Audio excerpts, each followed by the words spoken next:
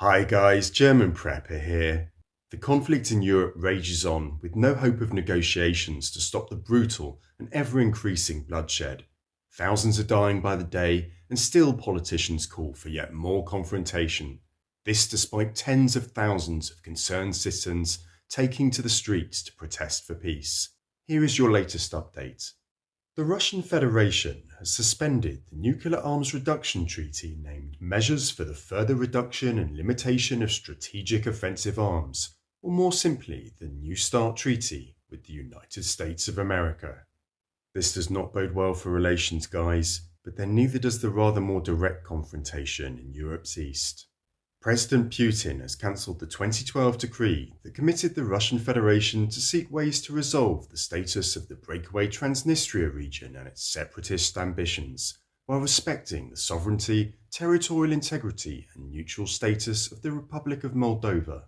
A quick reminder, guys, the Russian-speaking population of Transnistria broke away from Moldova in 1990, a year before the collapse of the Soviet Union, amid fears that Moldova would merge with Romania, whose language and culture it partly shares. A brief war pitted newly independent Moldova against separatists in 1992. However, there has been almost no violence in the past 30 years, with Russian peacekeeping troops still stationed in the small, unrecognized sliver of land. In Moldova itself, the situation is tense. The capital, Chisinau, has seen protests organized by Moldova's pro-Russian SOR party and attended by thousands occurring regularly for months now. Gathering outside Parliament, protesters have spoken of their poverty and given narratives of betrayal, desperation and frustration. Energy bills now account for more than 70% of household income in Moldova, while many pensions are almost worthless. This last week, protesters have reportedly taken up a new chant. Yes, we want the Russians to come, to be part of Russia. On the Ukrainian border with Transnistria, reports are being made that a concentration of Ukrainian forces has arrived, according to Russian Federation media. They claim Ukraine is preparing to attack while removing roadblocks and positioning military equipment. It is speculated that their target is Kubazna, where there is the largest weapons depot from the time of the USSR. Moldovan pro-Russian SOR party advisor Yuri Berensky has reportedly commented on the Ukrainian threat. We are not afraid, because if Russia wanted to take Moldova, it would do it in half a day.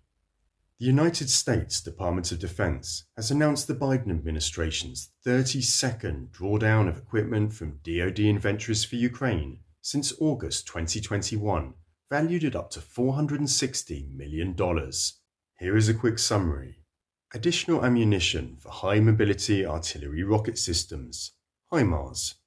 Additional 155mm artillery rounds, additional 120mm mortar rounds, 4 air surveillance radars, additional Javelin anti-armor systems, approximately 2,000 anti-armor rockets, 4 Bradley Infantry Fire Support Team vehicles, 2 tactical vehicles to recover equipment, Claymore anti-personnel munitions, demolition munitions, night vision devices, tactical secure communication systems, medical supplies, spare parts and other field equipment.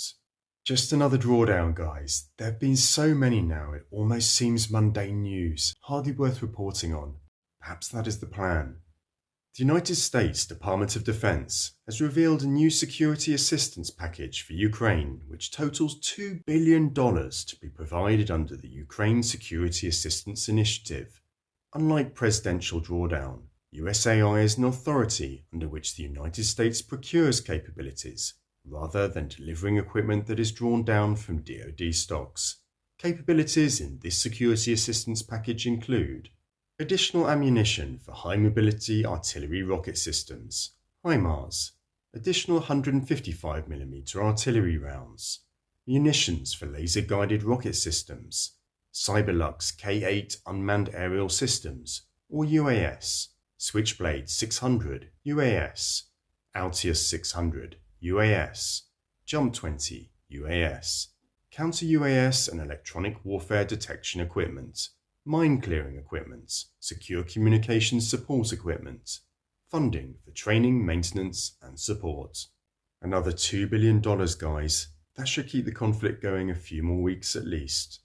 Rishi Sunak, British Prime Minister, attending the recent Munich Security Conference in Germany, made the following statement on the sidelines after committing to supply Ukraine with long-range ammunition and an air defence system. In terms of reserves, why do we need them? If you are a European country, against whom will you defend yourself? If the munitions help destroy Russian tanks, then that's why they are needed. That's what ammunition is for. Sunak added, now is the time to double on our military support. Oleksiy Danilov, Ukrainian Secretary of the National Security and Defense Council, has made this extreme statement on where he sees the war ending. I have my own vision of how this war should end. As long as Russia is not fragmented, as long as we are threatened by this crazy neighbour, no war can stop. I want us all to keep this in mind. You know, guys, I think we should all keep Danilov's words in mind. If his vision of breaking up Russia plays true, then we can all expect the very worst outcome possible from this conflict. The German capital, Berlin, has witnessed up to 50,000 protesters converging last weekend to oppose the continued sending of arms to Ukraine. This was by far the largest anti-Ukraine war protest anywhere in Europe so far. Here is the Rise Up for Peace event organisers' official statement. Negotiating does not mean surrendering. Negotiating means making compromises on both sides, with the aim of preventing hundreds of thousands more deaths and worse. That's what we think too. That's what half of the German population thinks. It's time to listen to us. We citizens of Germany cannot directly influence America and Russia or our European neighbours, but we can and must hold our government and the Chancellor to account. We call on the Chancellor to stop the escalation in arms deliveries. Now, he should lead a strong alliance for a ceasefire and peace negotiations at both German and European level. Now, because every day lost costs up to 1,000 more human lives and brings us closer to a third world war. Wise words there, guys. I thoroughly agree with the sentiment given the non-stop conflict escalation of our politicians set amidst serious signs that it is about to spread further. A question for you all now to end. Given the censorship and restriction of reach we continue to experience on YouTube, have you prepped for the purge and followed German Prepper on rumble.com? As always, looking forward to reading your answers.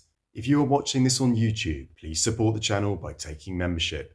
It really makes a difference, but whatever platform you are on, if you are able, share this video. Keep prepping, guys. Cheers for now.